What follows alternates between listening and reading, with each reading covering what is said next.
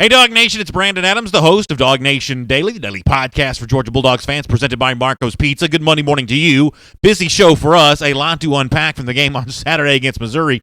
We'll do some of that with Chip Towers. We'll do a lot of that with you with comments later on. I'll give you my thoughts about a good but not great Georgia performance, and we'll see what all this means with the rivalry game against the Tennessee Vols looming this upcoming Saturday. I'm glad you're with us. DawgNation Daily, presented by Marco's Pizza, begins right now.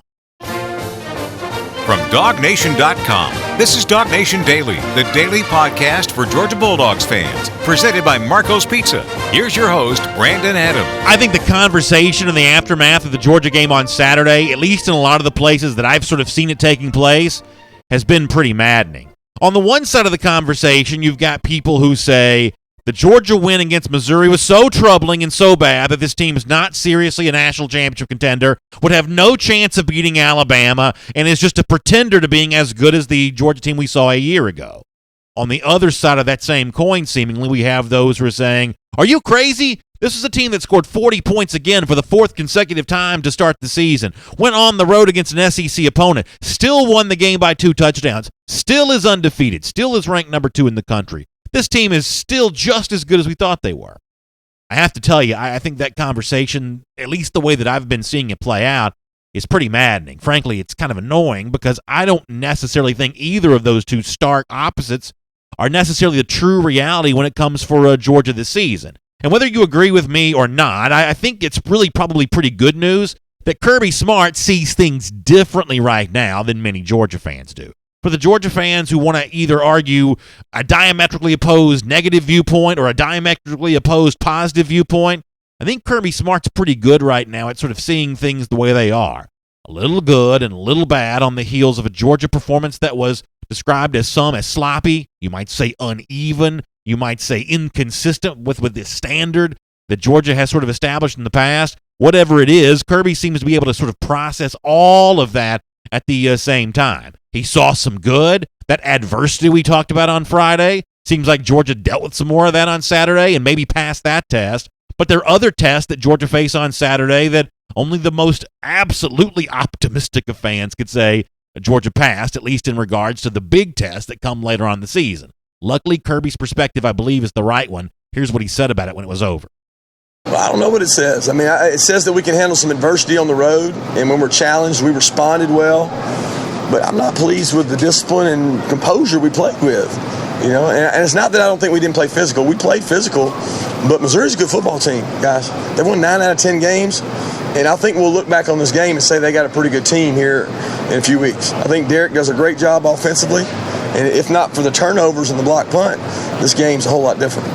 That may be true. Kirby may be right. Later on in the season, we look back on Missouri and say, wow, when Georgia beat them, that actually turned out to be a little bit better win than I would have imagined because maybe Missouri is better than I thought they were going to be. Maybe many of us end up saying close to the same thing. But what I think we also hope to be saying, and what many of us think we'll also be saying is that Georgia is going somewhere here in 2018 that leaves the Missouri Tigers back in the dust. So the truth is, we may not be saying much of anything about Missouri in a few weeks because I think Georgia fans hope they're not talking about Missouri at all. I think Georgia fans hope to be talking about some of those top national teams like Alabama in an SEC championship game in December, and then somebody else in the college football playoff. And if that's the conversation that you're having, you're not speaking very much about Columbia, Missouri one way or another. But there were some things on Saturday, and this is what we'll spend at least a lot of the early portion of the week talking about. There were some things on Saturday that did not make Georgia look like a national championship contender. And one of the things that's the most concerning about that is it's 2 areas in which we've come to expect dominant performances from UGA. I thought both lines of scrimmage for Georgia on Saturday were really pretty suspect. That's a weird thing to be saying.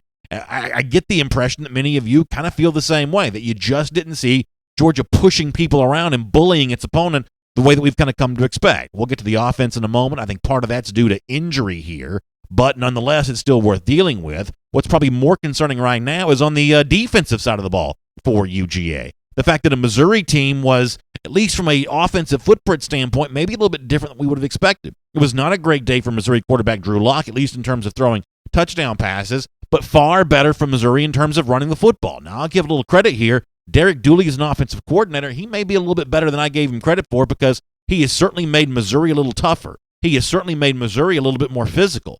But I did not expect that team to look physical in comparison to UGA, which makes me think, is there a problem right now with the Georgia defensive line giving up rushing yards to the Missouri Tigers? Kirby Smart's not ruling that possibility out. He had some pretty blunt words in terms of how he assessed his defensive line's performance after the game on Saturday. Let's hear from the coach again. I would probably not have thought that, but I thought that they would have struggled to run the ball. We pride ourselves on not allowing people to run the ball in, and if you told me what's the one most disappointing thing, they were able to run the ball, especially in the low red area. I mean, it's one thing to run it in the field, but they ran the ball in the low red area, which is concerning for us because that's not who we are. I totally agree with Kirby on that. And when you think about the 2017 season, think about those moments in which you felt the worst about Georgia. There weren't too many of those all the way around. But the moments in which you felt the worst about Georgia would have been November against Auburn, where Kerryon Johnson had a pretty good day running the football. I didn't feel like we were watching Georgia there that day because the other team was having success running the football. Think about first half versus Oklahoma in the Rose Bowl. Think about, what's his name, Rodney Anderson running crazy against Georgia. That didn't feel like what we've come to expect from Georgia. The rest of the season, though, it was very solid there in that regard. So it was a pretty big departure from the typical blueprint for Georgia to see Missouri running the ball as effective as they did on Saturday. Now, it didn't impact Georgia in terms of losing this game. The truth is, I never thought at any point in time Georgia would lose. But when you watch Georgia not be able to stop the Missouri running game, at least as well as it wasn't able to do that on Saturday, it makes you wonder, does this Georgia team have a loss coming eventually if it can't shore up that part of what it's doing? And frankly, I'm not really sure what you do about that necessarily. This looked, unfortunately to me, on Saturday like a team that has not recruited very many defensive linemen over the last couple of recruiting cycles. And y'all know the numbers as well as I do in terms of who Georgia has signed at that position and maybe kind of who Georgia has sort of missed out on there in that regard. This, to me, on Saturday looked a bit like a team that's a bit thin when it comes to the defensive line. The point of attack, the tip of the spear for the Georgia defense against Missouri on Saturday, that group did not do enough. In fact, Kirby Smart was asked, what do you do about that? If you're disappointed in the fact that your team didn't stop the run better than they did, how do you get better at that with other big games against LSU and Auburn and teams like that looming? A better Kentucky team than you probably realized at the start of the season. How do you get better at all of this now? And once again, Kirby Smart kept it pretty candid. You work on it. It's no magic. I mean, you just got to go to work. It's not like you can reinvent a defense. We had everybody in the box you could have in the box. We just didn't play physical enough. They outmanned us down there. So listen, I think we're heading into a week against Tennessee on Saturday. Now, Tennessee's not very good right now. We'll have more on that coming up in a moment. But I think we're heading into a week against Tennessee where this defensive front's going to really be challenged here. And I think it's going to be challenged by some in the media. I may be doing some of that, not in any kind of mean-spirited or sort of poorly intentioned way, but just to say, hey, can we see the best of this group here, starting with the turning of the page towards October here in a couple of weeks? Can we see the best of this group? I can promise that whatever we say here on DawgNation Daily, though, the words during practice, the words from other teammates back and forth with each other, going to be even more intense than that. This group wants to play better than it played on Saturday. My guess is pretty soon that it will. Let me shift the gears here to offense here for a moment. Probably a better second half than a first, but in the first half against Missouri, Georgia doesn't even score an offensive touchdown. Now, part of that, for me, I think can be explained away by the fact that Andrew Thomas is not playing. I think Georgia missed him. Cade Mays doing a pretty good job as a freshman, but the left side of that offensive line right now, I think, to put it kindly, is maybe a bit unsettled. I think that makes your play calling curious at times. Some of that was probably true for Georgia on Saturday, but overall, in terms of kind of a sloppy first-half offensive performance, Kirby Smart talked during his post-game press conference about what he told his team at halftime in terms of how he expected them to do better in the final 30 minutes than they had done in the first 30. Wake up, play with better composure, better discipline, be who we are, execute. It wasn't the things we were doing weren't right. We weren't executing a lot of them. We had a couple RPOs batted down, had a couple holding calls that set us back. You just got to overcome a lot, and that's one thing we've been able to do so far on offense is have some explosive plays and had some today in the passing game. I think the good news here is in terms of the message that Kirby Smart was delivering to his team there at halftime, it was already being received by players. They already knew what he was going to say before he said it. In fact, the reason why I know that is because our buddy Mike Griffith caught up with Georgia quarterback Jake Fromm after the game on Saturday, and it sounds like, based on Fromm's own assessment of the first half, that Kirby didn't have to tell him that it wasn't good enough. Fromm, who's got a very strong sort of internal motivator, intrinsically motivated to be the best that he can be. I don't think that he thought his play or the Georgia offense sort of lived up to his standard for himself or his standard for his teammates, because He was frankly Fromm, just as blunt as Kirby Smart has been. Here's the quarterback. I think we left a lot of plays and a lot of points out there, so we needed to play better on offense in the first half and just really execute better. So listen, I mean, here's the bottom line for me. You can sort of break down the offensive performance, what it didn't do, especially in the first half. You can break down the defensive performance of maybe not being as physical along the line of scrimmage as we've come to expect from Georgia. This was a game where there were a lot of questions to be asked about how close is this team to that sort of national championship contention, that sort of playoff positioning, if that's what we saw against Missouri. Those are all legitimate questions. It was not a perfect game from Georgia. It was a game that was good, but probably not great. Ultimately, though, it's still very early in the season. And ultimately, even the best teams in college football from year to year have games in which they don't quite look, if you just took the snapshot of that one game, they don't quite look as good as they might look for the other 11. This may end up being the same kind of thing for Georgia. It was not a great day, but it might not ultimately be that big of a deal. Georgia's got plenty of time to improve, and my guess is those improvements begin this week in practice and are put on display for everybody to see in front of 93,000 versus Tennessee coming up this Saturday. My name is Brandon Adams. This is DawgNation Daily, the daily podcast for Georgia Bulldogs fans, presented by Marco's Pizza. Good to have you with us. Live on video, 10 a.m., DawgNation Facebook, YouTube, and Twitter feed. On the radio at noon on Athens Sports Radio 960 The Ref, and in podcast form, wherever you can find podcasts. The Apple Podcast Player, the Google Podcast Player for the Android devices, the world-famous DawgNation.com, SoundCloud, pretty much wherever you find podcasts, you can find DawgNation Daily. Glad to have you find us today. As I look out the window here to my left in our beautiful palatial DawgNation World Headquarters studios, it is a dreary day for a Monday around the state of Georgia, which only makes me think, was that line from the movie Office Space, but having a case of the Mondays?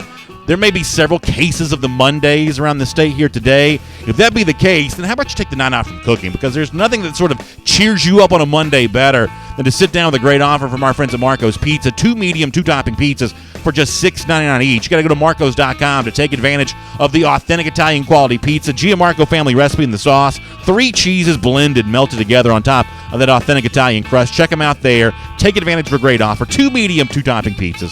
$6.99 each. We love to have Marco's Pizza as a part of a DawgNation Daily, and I love to have Marco's Pizza as part of my dinner plans as well, or lunch plans, or kind of whatever you've got going on. I know some of you have fall break with your kids. Maybe you're staying home today.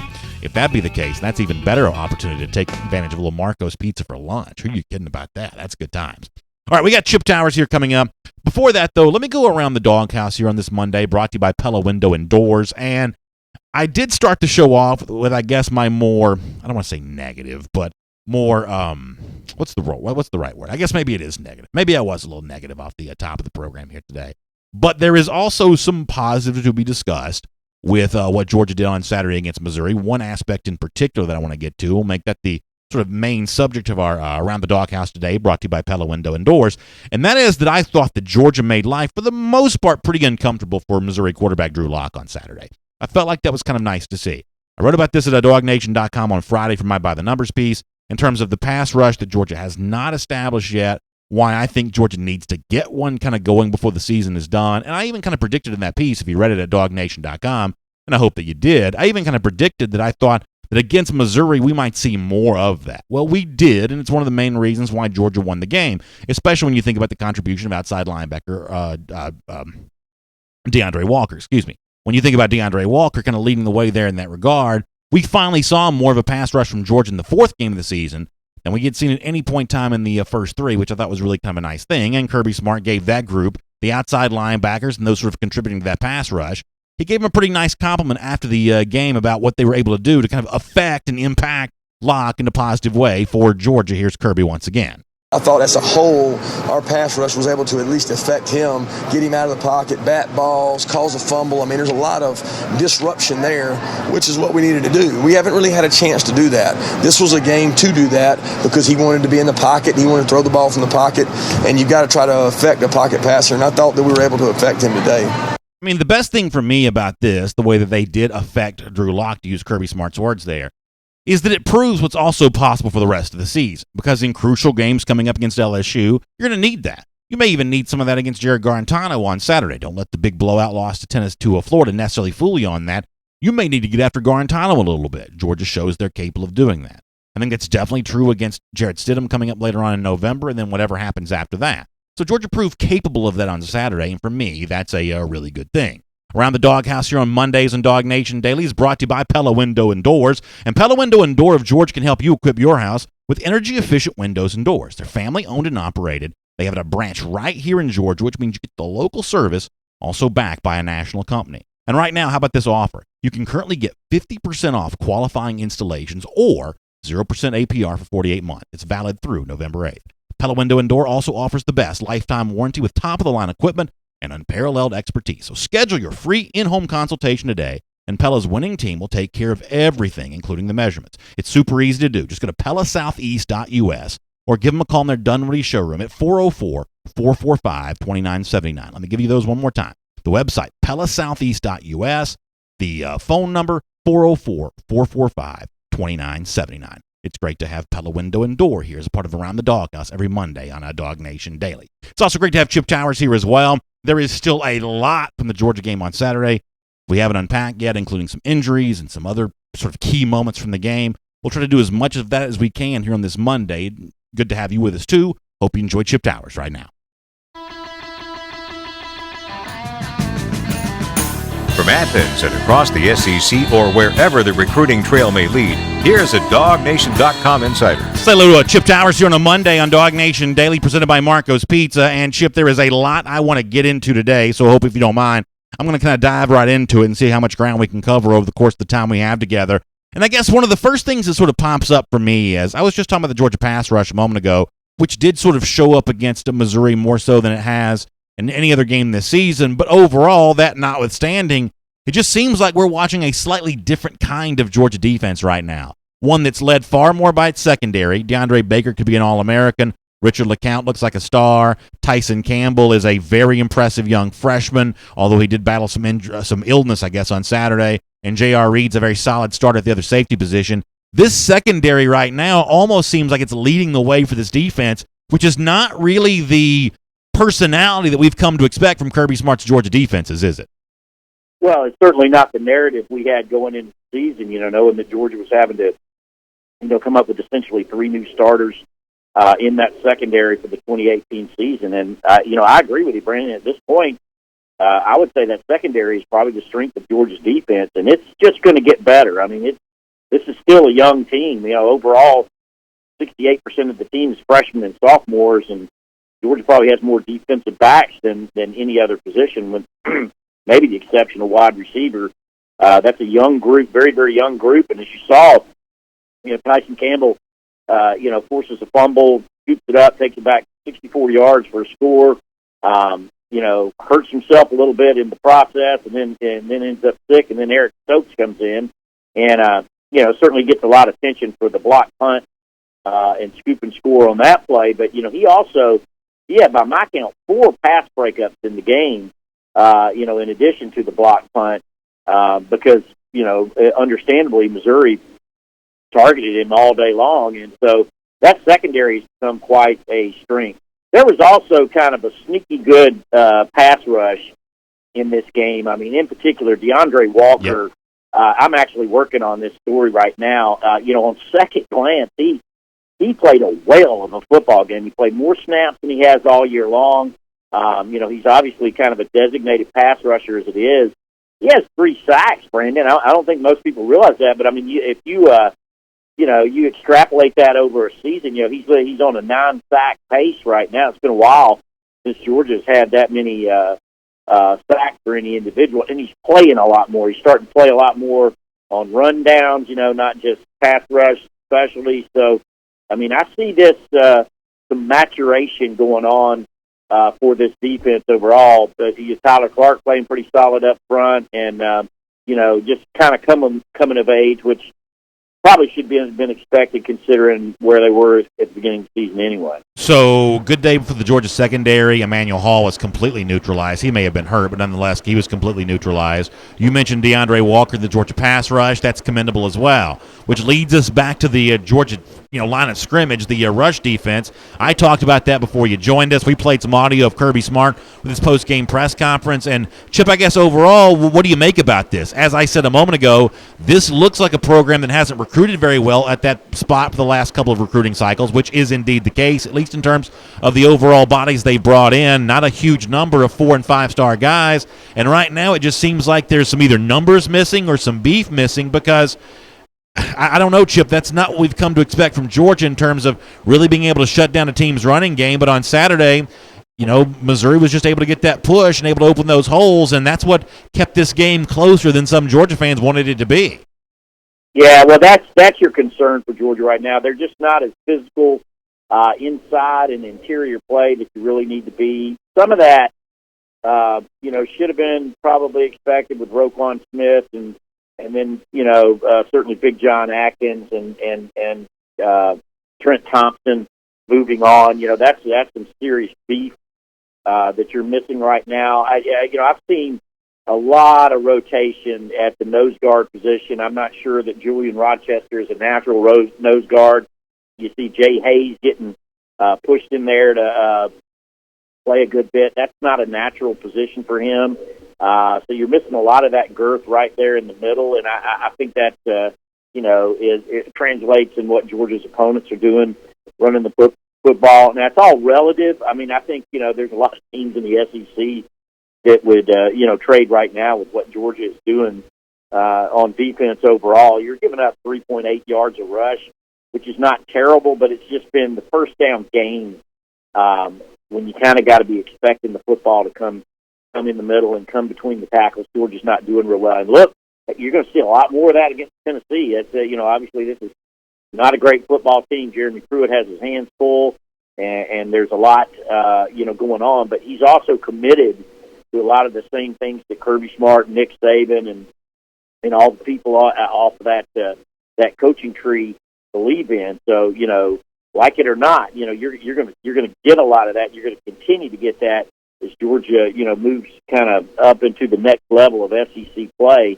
for the rest of the season. We'll get back to the conversation, the Georgia Bulldogs, in just a moment. I will say this, though. It's kind of fun on Saturday, kind of a rare day for us to be back at the DawgNation World Headquarters Studios on Saturday. We got the two TVs going. I had Georgia, Missouri on one, and the TV up top. I had the Atlanta Braves taking care of its business, their business against the Philadelphia Phillies on Saturday, clinching the National League East. And it brought back so many great memories for me for that Saturday back in 1991 when the Braves won the National League West back then for the very first time. Georgia also knocked off a top 5 ranked Clemson for a great win there at Sanford Stadium, and to be celebrating both those sports moments again here all these years later is just really, really exciting. And it puts to mind for me the fact that DawgNation, at least everybody that I'm hearing about, is super excited about the return of postseason baseball to Atlanta with the very first ever postseason game being played at SunTrust Park. The Braves are going to be there. They've clinched the National League East, and now it's time for you to make your plans to be there as well. Go to Braves.com/postseason. That website, once again, Braves.com/postseason.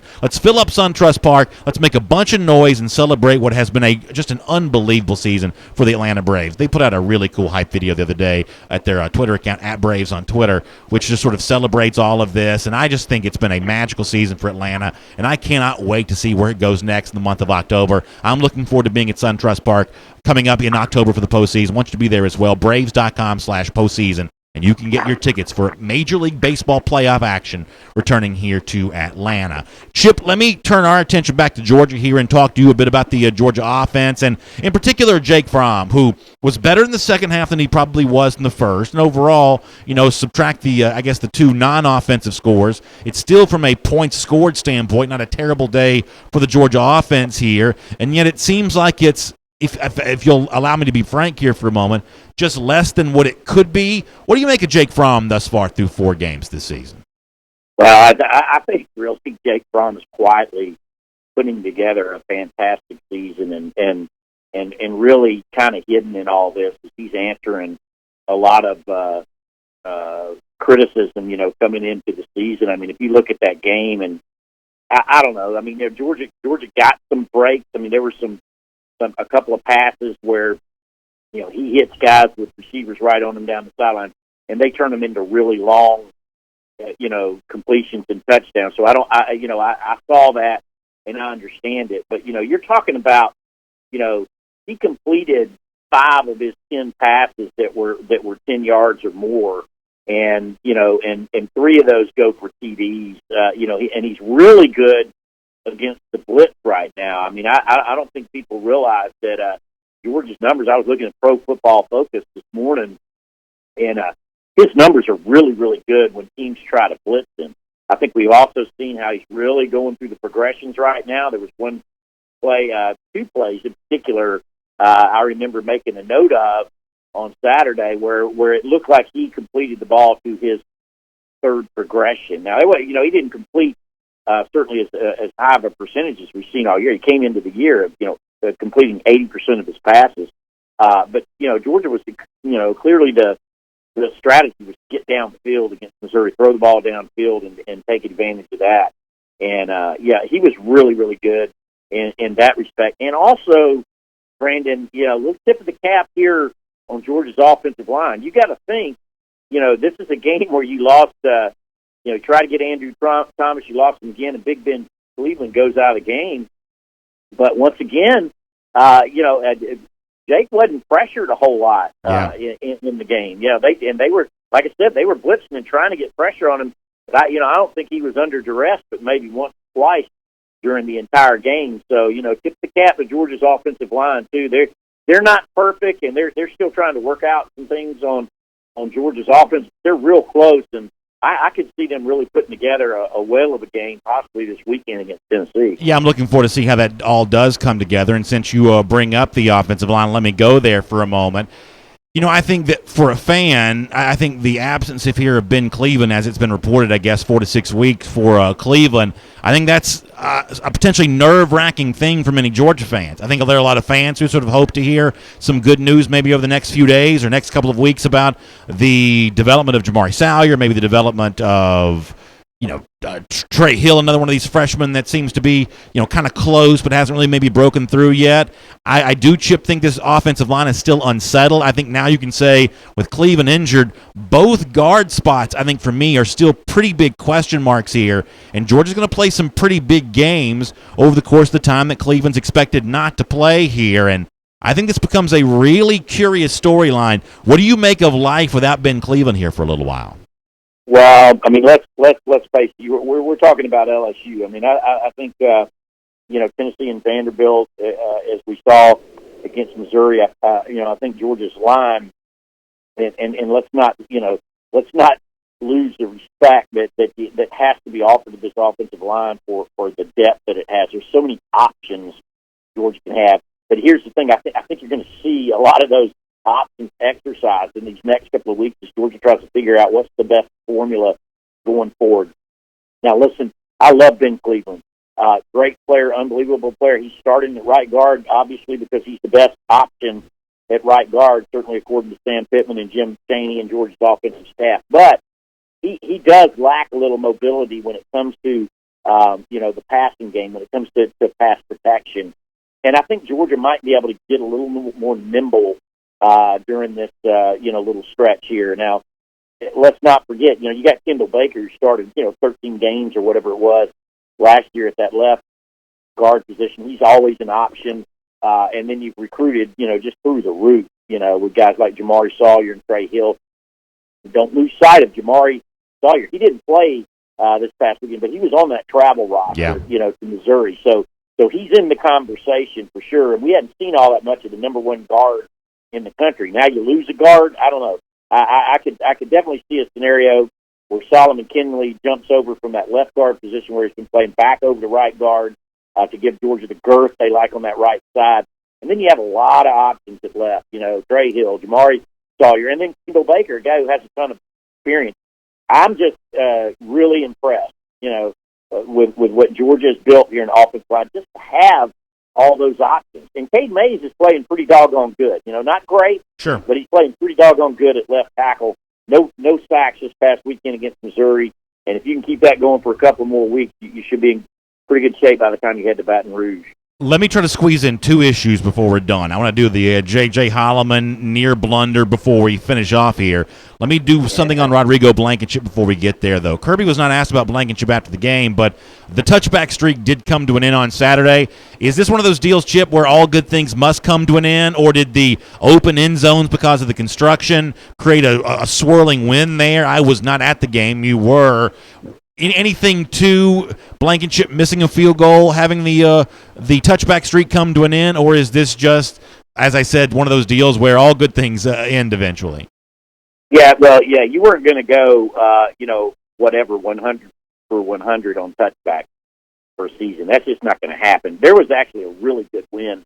Well, and if you notice, the touchbacks he didn't get were both when he was kicking into the wind to that. I'm trying to think. We were looking to the east, and so when Georgia was kicking to the north end, he wasn't able to get the touchback every time when he was going the opposite direction. He got it every time, and the 49-yard kick, that's going to happen sometimes. That was a push. He kicked it. He had plenty of strength, and he was going with the wind. But again, it's very, very, very rare that you ever have a perfect season as a kicker, and I think it was just one of those situations where there was a high wind, and Rodrigo, wasn't able to get to the end zone every time. I think you'll see that streak, get picked back up depending on which way the winds are blowing this week, but you're not going to kick them all out of the end zone all the time. Real quick final point for you. I joked about this on Saturday. If I'm J.J. Holloman, here's what scares me the most. Now, obviously, there's really only one side to the debate of don't drop the football early. I mean, that's just maddening. We all agree with that. Every fan listening right now agrees with the same thing. But if you want to take it to sort of the next level, if I'm Holloman, here's what scares me to death. The fact that publicly Kirby hasn't acted mad about this at all. He didn't really. I mean, he said it's inexcusable with you guys in the post-game press conference. But he certainly didn't blow his top about this in the post-game press conference. And I was watching on TV, Chip, and really at no point in time in the immediate aftermath did he sort of get that sort of red-faced scowl the way that he's kind of known to on some other issues, which means that privately it is going to be a very intense conversation. I just thoughts and prayers out to J.J. Holloman, Chip, is all I can say, because I can only imagine. I can only imagine privately what this is going to be like for him over the next couple of days. Yeah, I'm wondering what kind of drill you could do, to repeat this. I would imagine all of Georgia's skilled players are going to be running, 110 yards where you start at the goal line, you run all the way to the other end of the field, you run through the goal line, and then you kneel and put the ball down on the back line of the end zone, and then turn around and do it again the other way, right? Yeah, maybe so. Yeah, I think that's probably happening. I think that's not a bad ploy. Is Georgia? Let's go back to the early beginnings of football when you had to kneel down and put the ball on the ground, kind of rugby style they have now. I think that's what Georgia needs to do going forward. All our guys are going to get into the end zone, take a knee, set the ball down, and that's why it's called a touchdown. Get in there, put the ball down. Chip, it's always great to talk to you. I know you've got a busy week planned there at DawgNation.com. We will look forward to reading every word, and, of course, we'll enjoy speaking to you here again on DawgNation Daily, presented by Marco's Pizza very soon as well. See you, bud.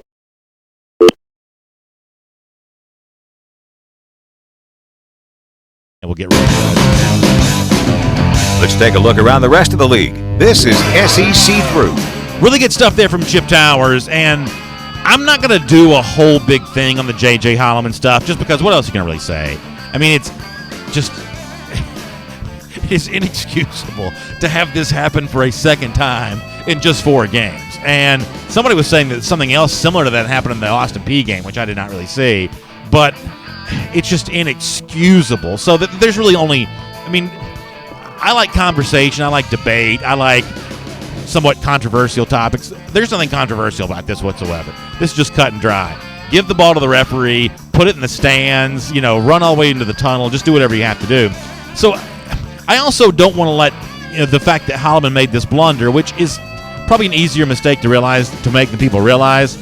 I really don't want it to obscure too much from the fact that Holloman is turning into a player, y'all. And ultimately, that's what's going to be more important for Georgia this season than the fact that he almost dropped the ball before the end zone. I do think he'd crossed the plane. I hope, anyway. I think that he did. I mean, what's becoming the bigger story here is that Holloman's becoming a player for Georgia. And by the end of the season, this is going to be a receiver that you're really putting some faith and trust in, which is kind of a nice thing to see. One more thing before we move on with our SEC through. I think that Chip's assessment of the Georgia offense right now is a little bit more positive than mine is. Not because I'm overly negative about the group. I'm not. I guess the only word that I can use is right now things for the Georgia offense just don't look easy. I watch college football, especially this particular Saturday when I was home. I watched college football all day and night, and some of these college teams right now are just scoring with ease. Georgia's putting 40 points every single week up on the board. It just doesn't seem to be as easy right now as you'd like for it to be. Now, I don't think there's any one player that takes the blame for that more so than the other. I think the guys that Georgia's put its faith and trust in, at quarterback, running back, everywhere else, offensive line included, I think they're for the most part getting the job done.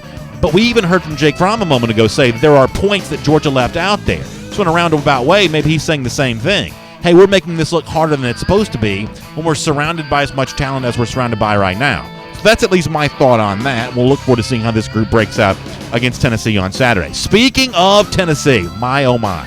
The Florida-Tennessee game was a mess. Now, Florida wins the game easily.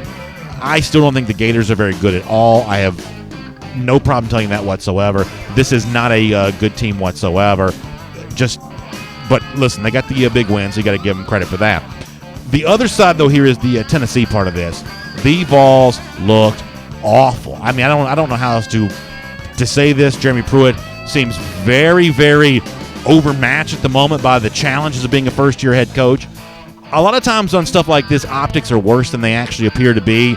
This may be the case with Jeremy Pruitt, but the optics here are not very good. If you're watching on video, I'll give you an example of this. Bad game, frustrating moment on the sideline. Take a look at this piece of video of Pruitt walking over and just putting his foot right through a whiteboard. Now, listen, a lot of coaches have shown some frustration when it comes to stuff like this during a game. But this particular snapshot, the GIF or the GIF, depending on how you want to pronounce it, this is the kind of thing that's just going to be used against Pruitt to sort of show his level of what looks like right now ineptitude. Now, this is not a talented team. We predicted this would be a team that would have a hard time winning an SEC game before the season started. So what we saw from them on Saturday is not necessarily all that different from what we expected to see. But read John Adams at the Knoxville News-Sentinel this week as an example of this. Some of the blame for this is being laid at the feet of Pruitt. The fact that he's a little bit more buttoned up with the media than previous Tennessee coaches have been probably doesn't help there in that regard. Right now, Pruitt's got a perception problem that he's battling against. Making things even worse, the fact that Cortez Sapp, as a player who was seen leaving the sideline on Saturday, after the game, Jeremy Pruitt says, I told him to leave. We asked him to go in the game, and then he didn't go in the game, so I told him to go to the sideline. Well, Cortez Sapp then goes on Twitter and sort of tweets out his own response to this. We'll show it to you here in terms of what Sapp said. He says, I'm only going to address this situation publicly once, knowing the current narrative has been created through miscommunication. This is Tennessee player Cortez Sapp. He says, during the Tennessee-Florida game, I was never asked, nor did I refuse to go into the game. There was a sideline confrontation, I'm sure it'll be resolved internally, that occurred, and the other party involved had to be restrained. So here you've got a Tennessee player publicly refuting what a Tennessee coach, the head coach, said during a post-game press conference. It is a mess in Knoxville right now as Tennessee gets ready to make its way to Athens on Saturday. Over at Alabama, it's the exact opposite of that. Alabama dominant again over Texas A&M, so much so that Nick Saban going sort of a very different tactic with his idea of the media and rat poison, essentially begging the media now to say something bad about his team. Here's Nick Saban, courtesy of Alex Scarborough from ESPN, on what he told his team. We'll show you this on Twitter once again here. He says, Saban stops, as Alex Scarborough, the ESPN writer, before leaving and telling reporters, I would appreciate it if you looked at the things we didn't do so well. This is Nick Saban talking here, essentially challenging the media to find some bad things about Alabama because right now Alabama's just blowing everybody out. Listen, the world is loving Alabama right now, and how could you not? Through 4 games, they've been dominant. I think sometimes, though, these narratives get out in front of themselves just a bit. Let's not assume that this is going to be a 12-game story for Alabama necessarily, because in college football, things have a way of not being quite as easy as you expect them to be. But right now, obviously, Saban and Alabama are riding high. One more game to get to here as a part of our SEC through. Let's talk about Kentucky, dominant over Mississippi State here. Kirk Herbstreit loving what he saw from the Kentucky Wildcats. Herbstreit on Twitter also throwing some praise out here. Congratulations to Coach Stoops in Kentucky football on an impressive and dominating performance against Mississippi State. Cats taking names, and a team that needs to be ranked in the teens this week. I believe they were. They were 17th in the Associated Press poll, I believe. Do I have that number right? 17th, I think Tennessee was in the AP poll this week, so some love being shown to Kentucky for that. And then Benny Snell, who had kind of gone back and forth last week. Snell's the very good Kentucky running back who had his issues with some of the folks on the Mississippi State side of things. I guess he gets the last word here, and you've heard it said, don't, feud with the newspaper. You don't want to battle with somebody that buys ink by the barrel. I think the new modern phrasing of that be, don't get into a public war of words with someone who's as good at Photoshop as Benny Snell is, because, and I realize it's kind of a visual thing, so if you're listening to the radio show or the podcast, you may not get this, but I'll describe the picture the best I can. Benny Snell on Twitter says, "I speak facts." And it's a picture of him running in the game against, actually, I guess that's Florida that he's running with, but instead of a football, it's been replaced by Bully, the Mississippi State mascot. He's holding the bulldog as if it was a football. A beautiful Photoshop work there by Benny Snell, and I guess sort of the knockout punch in that war of words that he'd had with Mississippi State last week will make that your SEC through. And as I do, let me also remind you of this. You know, some of the games last week I was pretty good on, others not so much. I gave you a winner at South Carolina. I gave you a loser, unfortunately, with Tennessee. Stayed away from Alabama, Texas A&M. That probably ended up being the right choice. Either way, hope your picks were better than mine were. And if they were, well, then you can certainly make some money off those by playing with the pros. Play at MyBookie. And right now, you can even get your first deposit match dollar for dollar. But you got to use the promo code DawgNation, spelled one word, the way it's supposed to be, DAWG, DawgNation. Find MyBookie online, MyBookie. What's even great right now is your first deposit can be matched dollar for dollar. But you got to find them online, MyBookie online. Use the promo code DawgNation. Your first deposit can be matched dollar for dollar. Then you play, you win, you get paid. It's as simple as that with MyBookie. And with that said, let me turn my attention back here to the Georgia Bulldogs for a moment, and let's do our R.S. Andrews Cool Under Pressure Performer of the Week. And how about the job that Eric Stokes does on Saturday? Both playing a lot of cornerback, given the fact that Tyson Campbell is battling illness, and then when opportunity opened up in the punt coverage team, Eric Stokes slides in there and gets the punt block and then takes it back for a touchdown, an unbelievable special teams play. He's our R.S. Andrews Cool Under Pressure Performer of the Week, and how can you not be when you got Kirby Smart after the game saying these kinds of words of praise the way that Smart threw them towards Eric Stokes? Take a listen to this. Eric's first of all, he's a great competitor. I told the team after the game, here's a guy who got beat out, never whined, never cried, never pouted. He just worked. And when you just work, you get better. And he's not even a starter on punt return. He didn't even get to take reps to do that block. He went in because he paid attention to the guy that was in front of him, executed it for Tyler Simmons perfect, and really played well today. But it didn't surprise me because he practices well. I mean, that kid plays well. I told you he had a really good camp, and it paid off for him today. Yeah, listen, I love Kirby Smart saying that's a great story for Eric Stokes. That's why he's our R.S. Andrews Cool Under Pressure Performer of the Week. And R.S. Andrews wants you to remember, those guys that always get like the best seats at the game, the VIP access, they beat the crowd, and the feeling you get when that's you? Well, listen, that's the exact same feeling you're going to get with R.S. Andrews as well. When it comes to the $99 fall furnace checkup, it's all the coverage you need to keep you safe, including inspecting your heat exchanger for leaks, checking filters, your flue, your vents. R.S. Andrews does all that for you. They're going to get your system up to the factory fresh specs, and it's all just $99. You can get that great seats feeling right now with my friends at R.S. Andrews. Simply find them online at rsandrews.com, and they'll have you up and running and make sure that your furnace is ready for the winter to come. Find them online at rsandrews.com. All right, we will wrap up here, and 33 days from right now, Georgia goes back to Florida, and I don't care what the Gators did against Tennessee on Saturday. We still don't think the lousy, stinking Gators are very much to write home about. And 33 days from right now, we think Georgia beats Florida again. It's our Gator Countdown right here on DawgNation Daily, presented by Marco's Pizza. And I guess, as a way of kind of closing things out today, let me also say this. Georgia fans are in a position right now where they can nitpick a 2-touchdown win against Missouri, and they can say that's not up to the Georgia standard. The Georgia players and coaches themselves say, hey, this was sort of below our standard here because of what Georgia's accomplished. That's now a reasonable thing to discuss after a game. It is worth pointing out, though, that there are a lot of teams around college football who on Saturday had it a lot worse than Georgia did. How about 13th-ranked Virginia Tech losing to Old Dominion? Oklahoma got pushed to overtime against Army. What a wild weekend it was in college football. Luckily, Georgia avoided that drama. We'll see you tomorrow right here on DawgNation Daily. And on video, we got time for your comments here on both the Facebook side of things and the YouTube side of things. I guess at a certain point, I also need to check on the Twitter comments there as well. The truth is, not that many Twitter comments come in for whatever reason, but at some point in time, we should probably check on those just a bit here.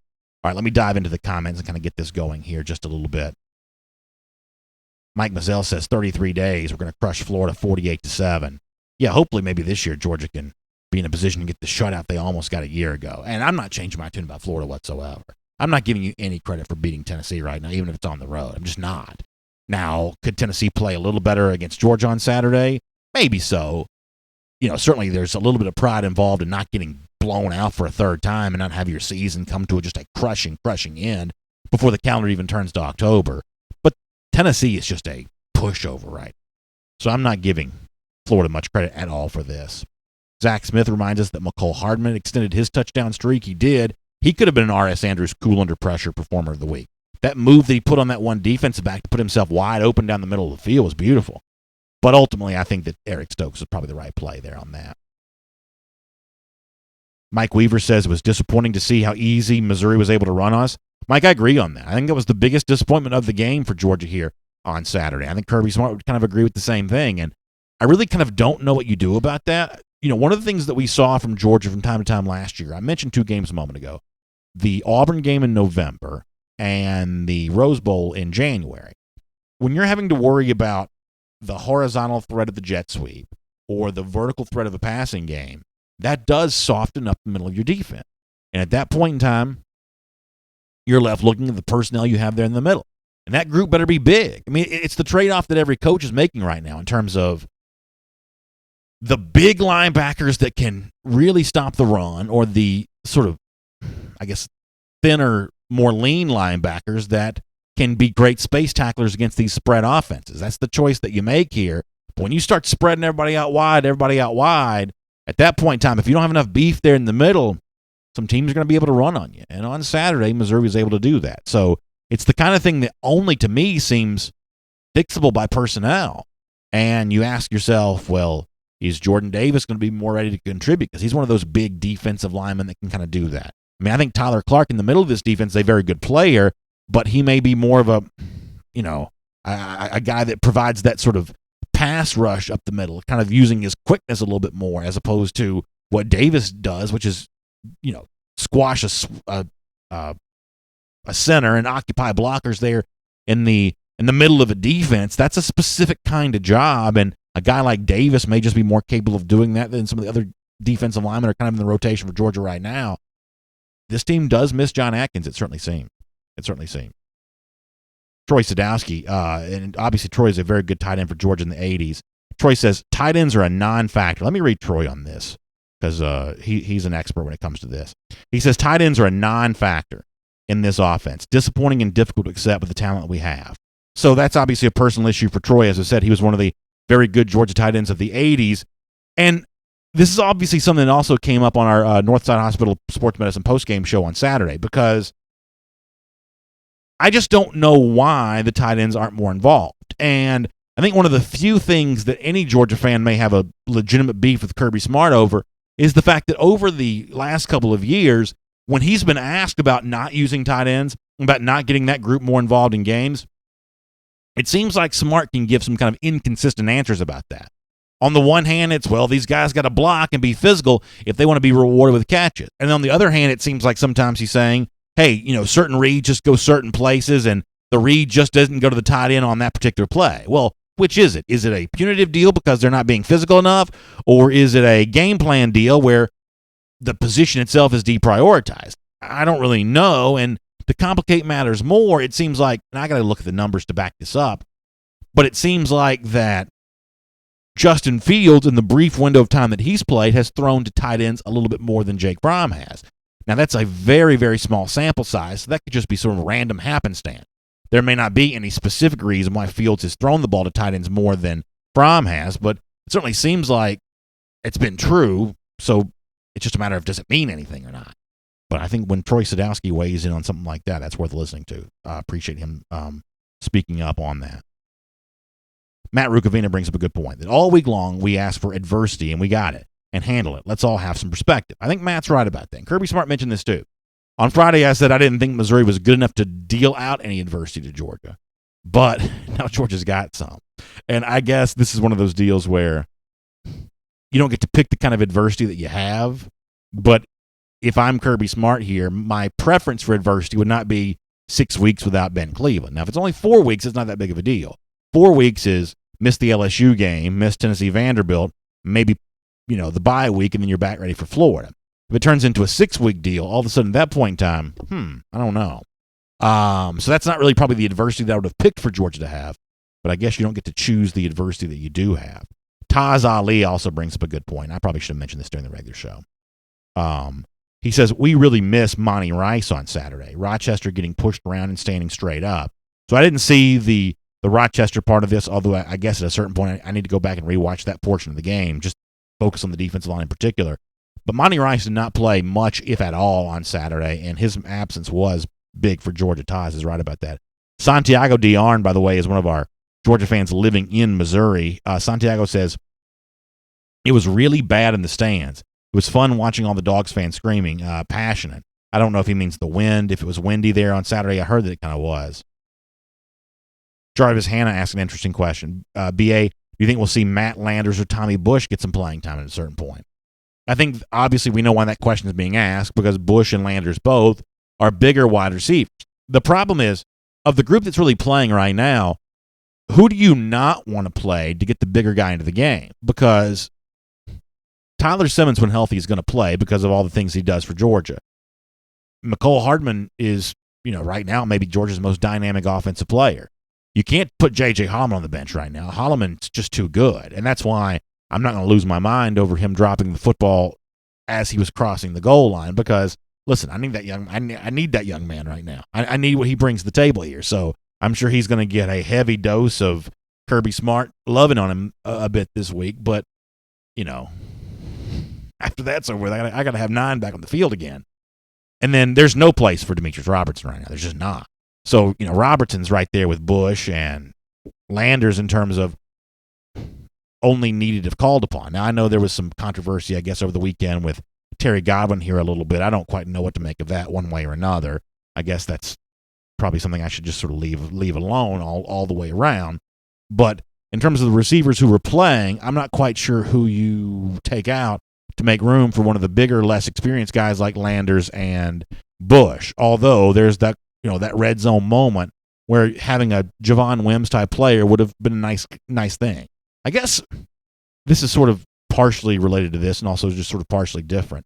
Here's the one thing I've come to realize thus far during this football season, and maybe I should have realized this sooner, but I have to say that last year and for many years, I don't believe I've thought this way. I've kind of always thought that red zone stats were a little bit overrated, overblown. Who scores in the red zone, who gets shut down in the red zone. I've always thought there was an element of that was probably just somewhat luck, somewhat explainable away by other factors. But the more you watch, I've watched, a good bit of NFL this year, watching college football every single Saturday, it is just harder to score in the red zone. It just is. And I think this is partially an issue for me because the Falcons had a big problem with this against Philadelphia week 1 and have been a little bit better with that, I guess, since then. But it is harder to score in the red zone. You don't have as many deep routes you're able to run.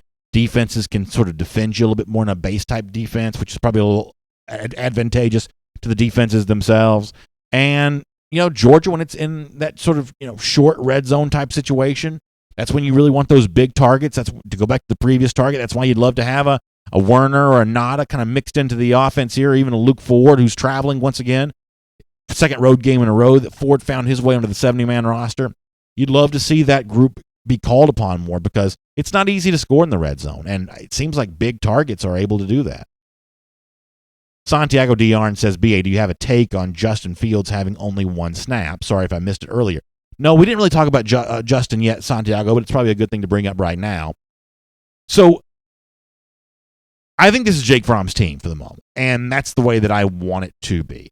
I'm a big believer that Justin Fields may have a spectacular career.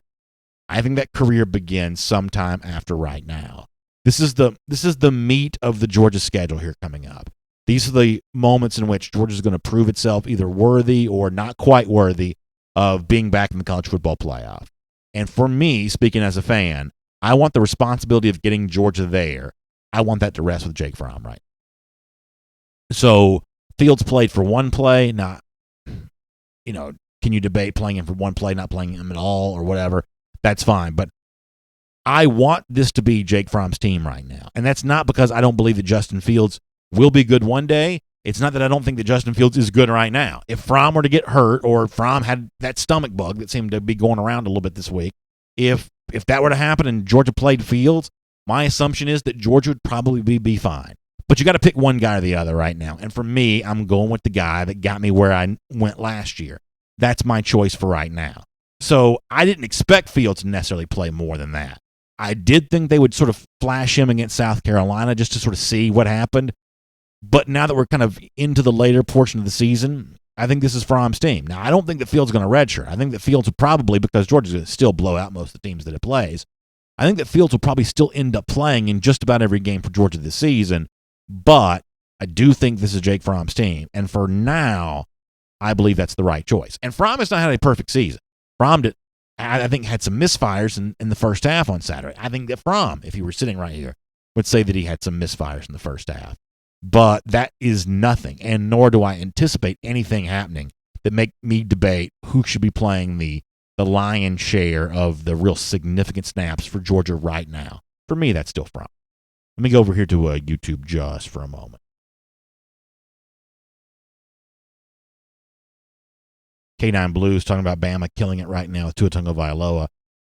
Yeah, they are. I mean, listen, I said this earlier. You know, right now Georgia is not making scoring look particularly easy. Now, they still scored, 27 offensive points on Saturday. I think that's right. It's not a terrible number. You know, you had two. Did I do the math on that right? If I didn't, y'all don't make fun of me. You added two non-offensive scores to make the overall total look a bit better here.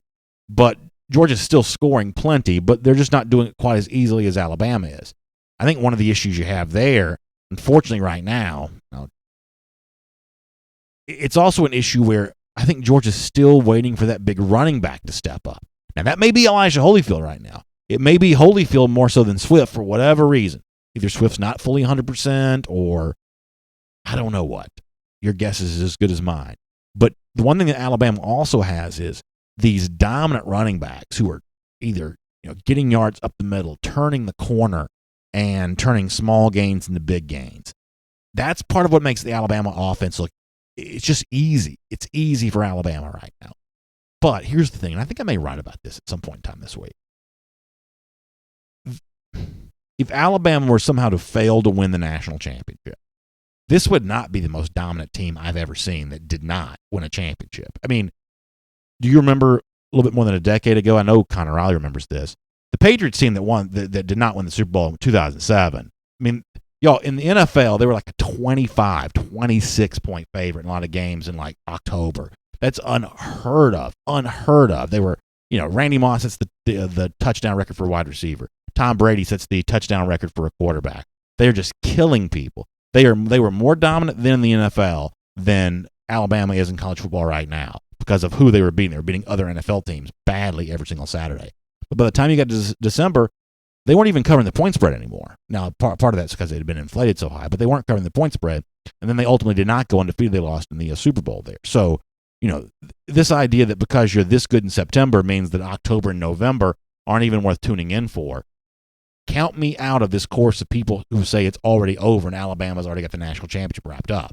Please, as that band marches on down the road, make sure that I'm not in that because I think it's way too early to say anything about that one way or another. Justin Dinkins also talking about Miami in the early 2000s who lost the national championship 2002 and had a couple of hiccups along the way there. Green Soldier says, I think that Jim Chaney needs to rework the third down play chart. Yeah, listen, this is the kind of game where Jim Chaney's certainly going to get some criticism, and I completely understand where that comes from.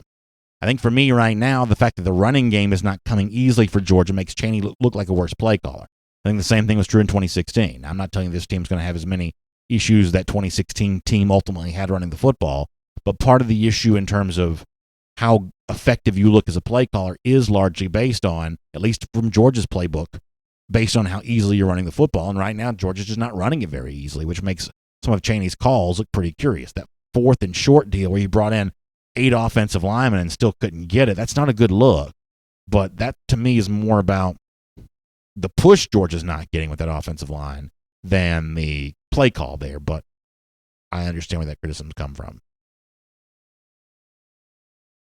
Kelly Burnett says YouTube is saying I'm commenting too much. Kelly, you're not commenting too much for me. I'm glad to have your comments in here. So just ignore YouTube. Although if they shut you down, I can't really do anything about that. But I hope that your comments keep coming. K9 Blues, yeah, bringing up that 2002 Miami team losing to Ohio State. Great example. Great example. Now, Miami fans will tell you they got jobbed by the officials there, but you know what? That's another example of exactly what I'm talking about. Enrique Murillo says, I'll take any victory, even if it's sloppy. We can learn from those games and get better. We needed a team to fight back before we go to Death Valley. That may very well be true. Here's the other thing, too, is that, from week to week, college football is very unpredictable. A lot of people are going to try to tell you, well, Kentucky beat Florida. Florida beat Tennessee. Kentucky then goes on to beat Mississippi State. Therefore, Kentucky's way better than we think, and Florida may be, a good bit better than we think. And the truth is like, for the most part, and this is what can be somewhat maddening, is college football is 12 independent variables. It's 12 independent factors here in terms of how these particular games play out. If it wasn't, then gambling would be easy. And as much as I love talking about the point spreads and have fun with my friends at my bookie, the fact of the matter is gambling on college football is still very, very hard because from week to week, it is hard to know which team you're going to get. The goal here is to be good enough to sort of overcome whatever might pull you back down. And Georgia on Saturday was that. Oklahoma on Saturday was just barely good enough. On one of its really worst days, it still snuck out of Norman with a win against Army. The same thing a week ago, 10-point win against Iowa State. You want to be good enough to overcome that kind of stuff. The only two teams that are consistent, or only two groups of teams that are consistent, are the small handful of 2 or 3 very best and the small handful of 2 or 3 very worst. The worst teams in college football play terrible every week. The couple best teams in college football, for the most part, play very well every week. Everybody else in the middle is sort of hard to know. And that's what Georgia's kind of fighting for, is to get into that group of, from week to week, even on a bad day, it's still a 2-touchdown win. And maybe that's where they're moving toward. Christopher Walker says, I'm not liking the toss to Holyfield. It takes him forever to make the corner. I don't know about that, Christopher. I understand where you're coming from. I don't think that Holyfield's emerged yet as Georgia's definite go-to weapon there. But he's a tough runner, and I do like that part of it. Justin Dinkin says, do you think we're saving Swift and Godwin and Robertson for the end of the season? Justin, right now, I don't know. Right now, I just don't think that. First of all, Godwin, I have no idea what's going on there. I don't know if he's hurt or what. All right, we got some news here. Let's see. Okay, so Matt Fortuna reporting from The Athletic that Clemson has announced that Trevor Lawrence, the freshman quarterback, will start on Saturday. Who does Clemson play on Saturday? Syracuse. Okay, so Clemson has made its quarterback switch here. Georgia's kind of been in that group with Clemson and Alabama in terms of the guys playing two. Well, here we are now going towards the September, and Clemson's made the switch. Trevor Lawrence against Syracuse on Saturday. Did Lawrence play the most against Georgia Tech on Saturday? I didn't really see much of that game. So sounds like Lawrence kind of earned that job against Tech, and now he's the starting quarterback for Clemson on Saturday. That's pretty big news. That's pretty big news. The Green Soldier says, BA, I think overall a lot of those top 10 teams look sloppy. Even LSU looks sloppy. Yeah, do I have this number correct? 8 ranked teams lost on Saturday, if I'm correct. Is that right? Does that sound right? 4 point spread favorites lost outright on the road as well. Connor's checking my math on the 8. While he's checking the math, let me take another comment. Joey Patterson says, Nada stays quiet until the SEC championship game and then steals the show. Keep him in the bottle for now. So the one thing I'll say about Joey on that is we saw that we saw that with Alabama a couple years ago too. O.J. Howard was a very good tight end weapon. The only other recent 5-star tight end in the SEC, not at Georgia, Howard at Alabama, and they kind of kept him bottled up at the national championship game. Here's one thing about tight ends that's kind of weird, is that teams that don't have them don't win national championships. I mean, go west to Mississippi where a lot of these teams are using 4 receiver sets on every offensive play, and that 4th option is a receiver. It's not a tight end. You can take those teams and throw them in the trash. There's not a single one of them is going to win the national championship. They're just not, ever. Oklahoma State and all these teams. I mean, there's just no. All right, 7 ranked teams lost on Saturday. So, yeah, to the commenter who said there was a lot of sloppiness from ranked teams on Saturday, including teams in the top 10, yeah, there really was. And I guess Georgia's lucky to sort of be out of that group there for a moment. Connor, thanks for checking the math on that. But back to the tight end situation. You got to have a tight end in the game to win. Even Oklahoma, who is a Big 12 team, Their fourth option last year, really for them it may have been their third option, but their sort of in middle of the field receiver was a tight end. People forget that. But they are a team that throws to a tight end, and one of the things that made them more dangerous is the fact that you got that extra blocker when you want him, but you've also got that really effective weapon. So having a tight end is a prerequisite for a national championship team, but not that many of these teams, for whatever reason these days, throw to tight ends. Now, Alabama threw theirs a bunch on Saturday. I did see that. But Georgia hasn't quite done that yet. But that doesn't mean that a Werner, like he was in the Rose Bowl, or a Nada, the way that he was in the SEC championship game, kind of pass against Auburn for a touchdown. It doesn't mean they can't be weapons before it's all said and done. David Hamansky says, why bring in Justin for one play and then we never see him again? I mean, as I said before, I think this is Fromm's team. I do think that playing Fields for one play is sort of weird. Either play him or don't. One play seems a little weird. And as somebody else said, I think this is a really good point. Don't run the Wildcat with McCall Hardman. If you're going to run a Wildcat play, run that with Justin Fields. Now, I would sort of be okay with not running any kind of Wildcat plays, but if you're going to run a Wildcat play, run that with Fields. At least you've got the extra dimension there. Winfred Steinspring says, so he's responding to somebody else. I'm not sure what he's saying there. Adrian Carver in the point spread, I believe, saying it was 13.5. At least that's what I heard on Friday. Adrian, I believe it closed at 14.5. So I believe Georgia failed to cover the last number. Now, it depends on where you got it. That's why we always say, listen, be checking my bookie early in the week. Shop for that best number, especially depending on what side you want to get on here. Favorites like Georgia become bigger favorites over the course of a week, typically. So if you like Georgia, that number, when it's posted here this week, Tennessee may be a little bit tricky because the public going to hate the Vols right now. But once they post that number, I know Garantano's a little banged up, so that may impact when it's released and kind of what it opens at. Because I haven't seen anything for Georgia Tennessee yet. Maybe I just missed it. But when it is posted, a line on a team like Georgia right now, and Clemson, Alabama, Ohio State kind of in the same group here, those things have a tendency to grow over the course of a week. Clint Turner says, everything's going to work out. Kirby's going to get a fire lit. Yeah, I have no doubt. There's going to be some fires lit in Athens this week. This may be one of those weeks where practice being closed may be a good thing because it may not be for the faint of heart quite. Yokopa Simba says that Missouri tight end Albert O, I won't even try to pronounce his last name, killed us on the right side of our defense. I put this in the forum at forum.dawgnation.com on Friday, or I should say on Saturday. That dude looks 9 feet tall. I mean, he looks 9 feet tall, 450 pounds. He is enormous. Who is that big kid that IMG had a year ago that visited Georgia? I think he ultimately signed with Michigan. I mean, Albert O for Missouri looks every bit as big as he does. Now, I thought that Hayden Hurst was kind of the same way for South Carolina last year. So when to go back to tight ends, which has been kind of a popular topic during our comment section here today, when you see those just like really big tight ends, and it's almost like a basketball deal where like they run across and they give you the wide arms and they post up. That is a tough thing to stop right there. That is a tough thing to stop. I do love throwing to tight ends. Kibo Weir says, is Kirby Smart 100%? I'm sorry, is Terry Godwin 100%? Kibo, I misread your comment. I don't know. I don't know what's going on there. There was a little bit of controversy with that this weekend. I'm not quite sure of that.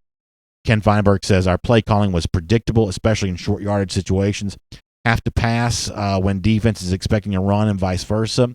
That's certainly a fair criticism, Ken. I think a lot of folks not happy with the play calling from Saturday. I understand where that's coming from.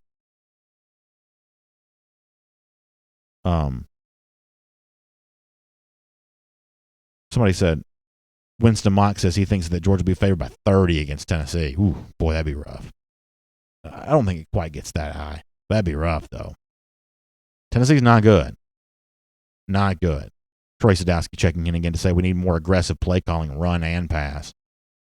Yeah, I mean, I think there's a cap, a lid that could be blown off this Georgia offense. I don't disagree with that. I don't disagree with that whatsoever. Really good comments, everybody. Let me try to get a couple more. I got to get ready to get out of here because we're out of time here. Jennifer Stevenson Fleming, who we haven't seen from in a while. Good to hear from Jennifer again. Says, look at who Alabama plays. Is it Louisiana Tech for Alabama on Saturday? Which, by the way, we probably should pay more attention to that Louisiana Tech LSU game last week.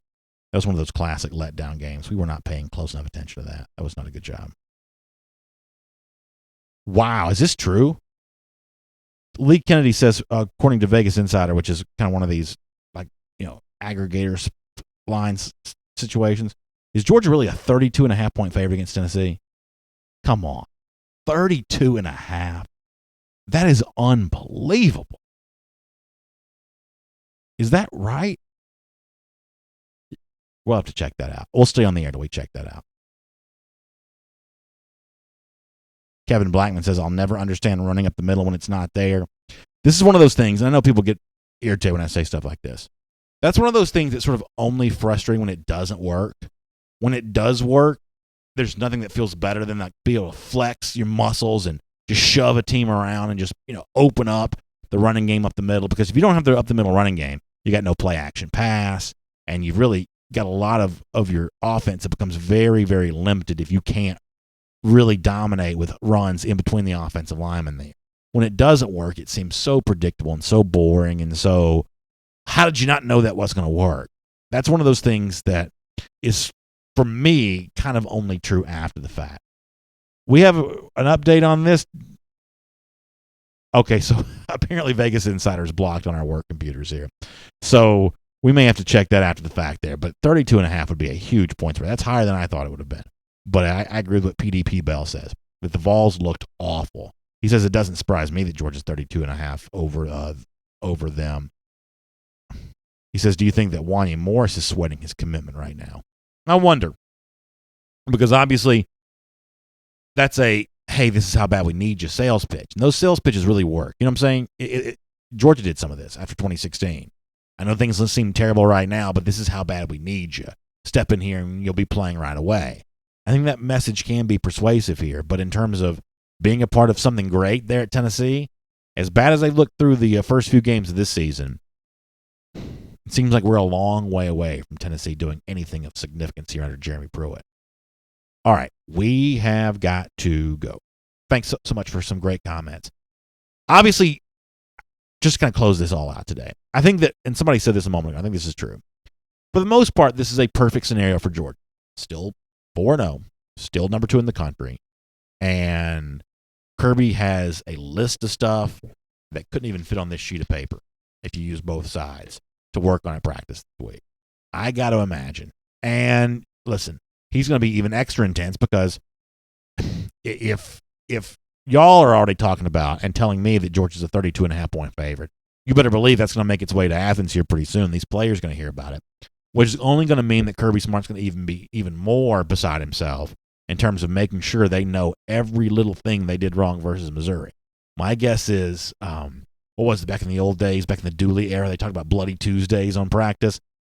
My guess is this may be kind of a return to that kind of deal for a Georgia a bit on Saturday, leading up to a Saturday. So I can't wait to see the after effects of that, a Georgia team ready to go in front of 92,000 fans who are going to get a better home atmosphere than they've had for any point in time thus far this season. Should be fun. I cannot wait to talk to you about it every single day this week. In fact, we'll see you tomorrow morning at 10 a.m. If you missed a portion of today's show, we'll have the podcast up and running for you here in just a couple of minutes. We'll also have DN90 here a little bit as well with more on the dog. And then back again live tomorrow morning at 10 a.m. for another episode of DawgNation Daily Live presented by Marco's Pizza. Y'all have a great day.